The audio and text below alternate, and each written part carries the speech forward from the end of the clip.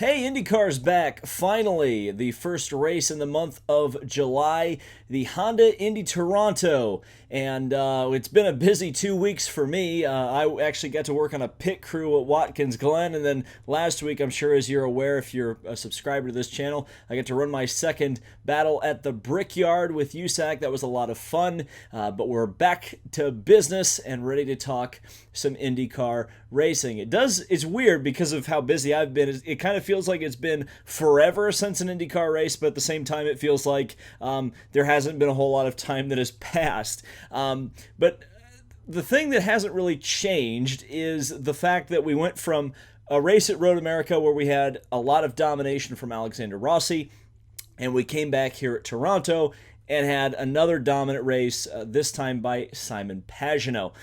And unfortunately, I think this one, and I don't want to discredit Simon Pagenaud. I don't want it to come off that way, but I feel like this race was a little bit more down to the fact that the Toronto track isn't as good as it used to be. I kind of wanted to get this little bit of a aside out of the way early because as a lot of you are aware, the Toronto track changed about, I think it was 2015, 2016, somewhere around there, because Toronto hosted the Pan Am Games.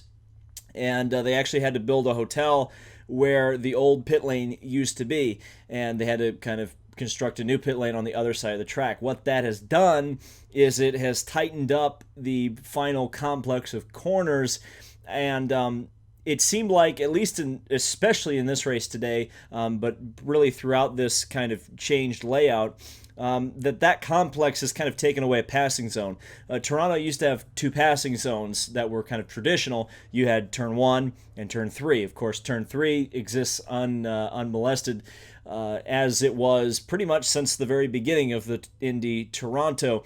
But turn 1 now, because it seems like the cars, of course, have so little downforce, and obviously it was a hot day as well, they had so little grip that they really couldn't follow each other very well through that tight complex. Once they got out of there and kind of towards the Wall of Champions, funny how that always seems to happen at a Canadian track, out of the final corner, they were just too spread out, and by the time they get down to turn 1, they're right back together, but nobody was really able to make much of a passing attempt down into there, except for when you had guys who were coming out of the pits or on super old tires or a lapped car situation. That was really the only time you ever saw anybody make any passes into turn 1. And I don't know, I just like to throw this idea out there. I mean, is there any way that they could possibly change the Toronto track, maybe just a little bit? Is there a better option? Again, I don't know. I've never been to the race itself. I don't know if there's any way they could reconfigure the track. I mean, again, would it be possible maybe to move the pit lane onto the backstretch before turn 3, and then maybe have a little bit more room to be creative in that final section to try to make the racing show a little bit better? I don't know. But ultimately, it came down to, Toronto used to be, for a couple of years there in the kind of early DW12 era, Toronto was one of the best races on the calendar. And unfortunately, quickly it's kind of fallen in grace down to kind of one of the worst races on the calendar. And it's just kind of through unfortunate circumstances, not so much any kind of a commentary on what has been a pretty good track for IndyCar in the past. One thing that was really good, again, kind of talking about things that are off the track, but this was one that was really important to see, was Robert Wickens leading the field around in a hand-controlled Acura NSX. That was very cool. It was nice to see as well that he was able to take his girlfriend Carly around, and you've got to imagine that he's starting to make the first steps toward getting back into a race car. And considering that we're just about a year removed from that terrible crash in Pocono, again, Robert Wickens continues to impress. So this race was kind of bookended start to finish by willpower crashes. And the first one, I think, is pretty controversial. Thankfully, Will realized his error, sending it from way far back and kind of racking all the silver spoons up in one go with Rahal and Andretti there. A great save by Marco as well, booting the throttle and getting it spun around. But unfortunately, Graham Rahal was really an innocent bystander as Will Power kind of played the pinball. And unfortunately, he did that at Detroit too, and took out a bunch of cars. So, credit to Will. He had tried that move in both of the passing zones in 1 and 3, at least on the first lap, and made a couple of, like 3 or 4, 5, 6 positions after a bad qualifying attempt. And obviously I think he was up in the top 10 at that point, because I know Marco qualified 7th, so he would have been going for 9th at that point. And he admitted later that he didn't know that Marco was on the outside of Graham and thought Graham just didn't give him enough room. Obviously, the hindsight of replays is always 20/20, and it helps the drivers make determinations as to whether or not to stick their foot in their mouth. Thankfully, Will Power did not have to stick his foot in his mouth on this one, and took credit for that accident. But we'll be talking more about another accident in the exact same corner with Will Power later on in this video. The real story of this race, interestingly enough, wasn't tires. It always seems like it's tires on the street circuits who's got the best management of the red and black tires. This race, it wasn't that way. There was a difference between the red and black tires, but it wasn't as significant as we've seen at places like Road America and Long Beach. This just it didn't seem like there was a lot of strategy that went on, a lot of crazy strategy. It was really just a track position race, I guess you could say. It was whether or not you could get in and out of the pits very quickly. But one of those things that it kind of caused, with it kind of being a track position, fuel mileage race, etc., is that we saw something that I don't think gets talked about enough, and I'd like to bring it up, because we saw this at Indianapolis too, and it didn't play itself out the way we almost saw it because of the big crash with Rahal and Bourdais and all them. But the Chevy engine, we've kind of known for a while, has had a teensy bit more horsepower than the Honda, which is great when you want to run out front and run fast. The problem is that there is a trade-off with that, and that is bad fuel mileage. The Honda seems to get much better fuel mileage. It also helps that they have drivers like Scott Dixon and Alexander Rossi, who are masters of fuel saving on that team. Ironically enough, consider the two drivers who finished second and third in today's race, when you think about that. But that definitely does seem to be the kind of Achilles heel of the Chevy program, and especially when they're on dominant weekends, and especially with Simon Pagenaud. This was kind of the same thing that happened to him at the Indy 500. Again, he didn't get caught out by it because he caught a yellow. By the way, he caught a yellow in this race too, which helped him out significantly. And I would like that to be talked about a little bit more, because technical diversity, of course, is something that is still prevalent in IndyCar, and it does matter in IndyCar, even if it is a predominantly spec series. And that goes to another point I had about the engine, is that while the Chevrolet seems to be a little bit more powerful, a little bit more thirsty, the Honda seems to be slightly more consistent, but at the same time, they seem to have reliability issues. Now, I would like to see a tally between the Chevy failures and the Honda failures this year, because I do know that Chevy had quite a few problems, especially at the Indy 500 with engines.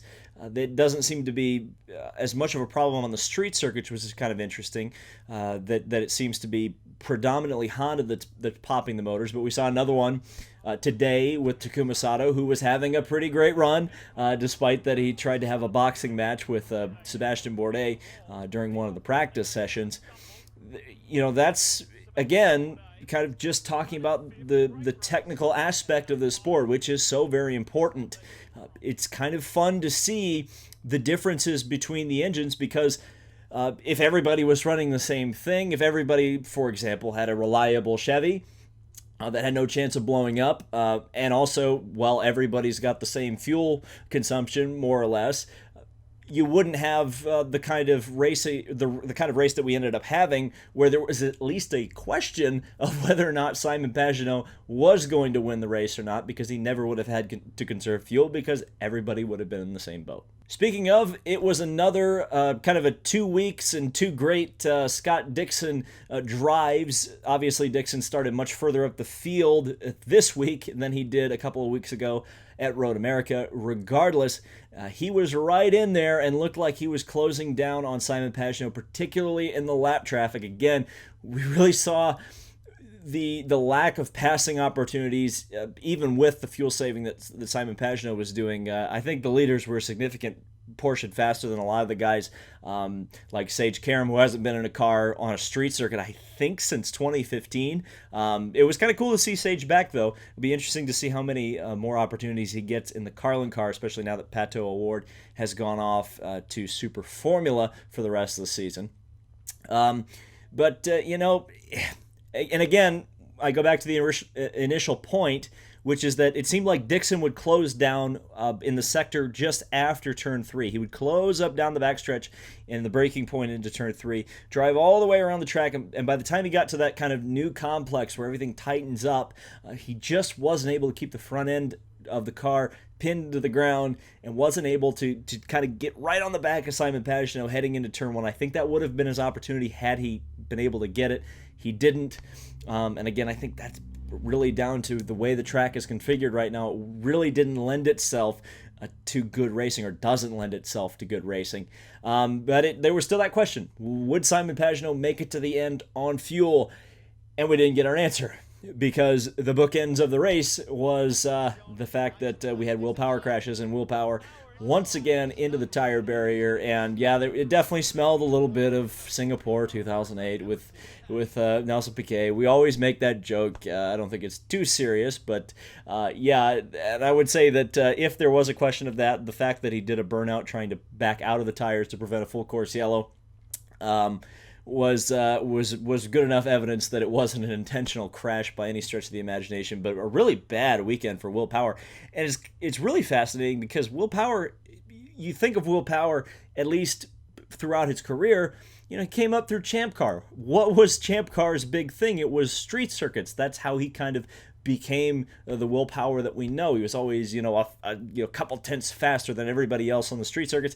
And here, in 2019, it looks like Will Power's Ovalmeister, and when we get to the road and street circuits, he's nowhere to be found, which is just kind of fascinating. And then crashing as well.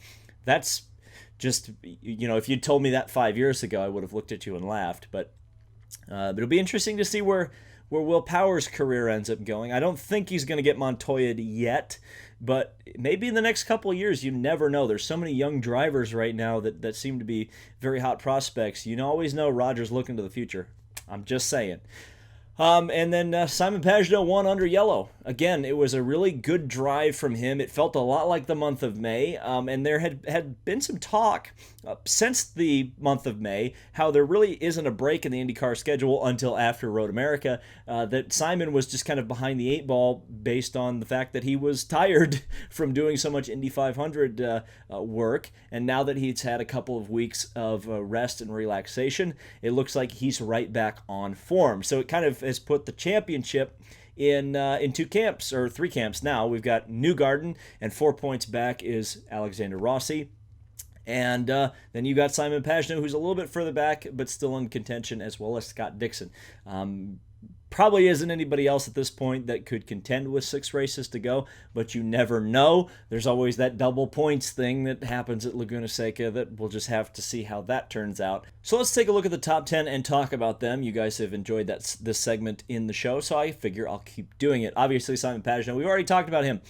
He did a dominant weekend, awful lot like the month of May, like Roger Penske said in his post-race interview. Not a whole lot to talk about there. Scott Dixon, another great drive. Apparently he's having some health issues with his elbow or his arm or whatever, so that's kind of surprising, and it sounds like he's going to have surgery in the offseason. It doesn't sound like something that will be an in-season repair. So Scott Dixon playing a little bit hurt. It'll be kind of a bit fascinating to see where that goes this season. Alexander Rossi is also playing a bit hurt. I think he broke his wrist somehow. There was no real explanation as to why, but he broke his wrist. But I think Rossi had a really great drive today. I think it was a championship savvy one. He had an objective, which was finish ahead of Joseph Newgarden, which he did. Joseph Newgarden, a fourth place, I would almost say, is a great day for most people. Probably not a great day for Joseph Newgarden, especially considering he got into the wall once again in the final corner. He's done that like 3 times, I think they mentioned on the broadcast. And of course, he threw the race away last year doing that. This is really going to be the test for Joseph Newgarden, because now he and Alexander Rossi are essentially even on points, and we've got a lot of races once we get past Iowa. Of course, Newgarden's always strong at Iowa, but once we get past Iowa, you look at Pocono, you look at Mid-Ohio, you look at a track like Laguna Seca, are exactly the type of tracks that favor Alexander Rossi. We'll just have to see where the season goes with all those drivers. Then we head on to Felix Rosenqvist, who had a pretty decent day. Again, it's hard to judge a rookie driver at Ganassi, especially against Scott Dixon, but he kept it off of the walls and finished ahead of Ed Jones, despite the fact that Ed Jones, who of course formerly was in that car last year, put a pretty great move on him at the start. Jones fell back. In fact, both the Ed Carpenter cars ended up falling back after they ran into each other. Not great. James Hinchcliffe was one of the biggest movers throughout the race. He wasn't the biggest. We'll be talking about the biggest Chungus after this. But yeah, Hinchcliffe in his home race, pretty good. You got to think he was inspired a bit by having his buddy Robert Wickens doing that inspirational lap before the start of the race. And I think it's definitely needed for Hinchcliffe. I think he's needed some confidence boosters pretty much the last 2 seasons, because there's been points where Marcus Ericsson has looked much better than him, and of course Robert Wickens, I think, really outperformed him last year. So, and of course, Hinch likes Iowa as well. So we've got a couple of drivers who may look really solid going into Iowa. Colton Herta had one of his better drives. I think he didn't let himself get rattled when Marco made a big move on him early in the race. He didn't put it in the wall. He brought the car home. They didn't have any mechanical failures, no pit issues to deal with, and got a top 10 finish. And I think he started well outside the top 10. So that's a great, solid day for a rookie driver who has needed some results with some great. Obviously, he had that great finish at Circuit of the Americas, and he's had some great runs, great speed, but he needs to finish races. That's exactly what he did.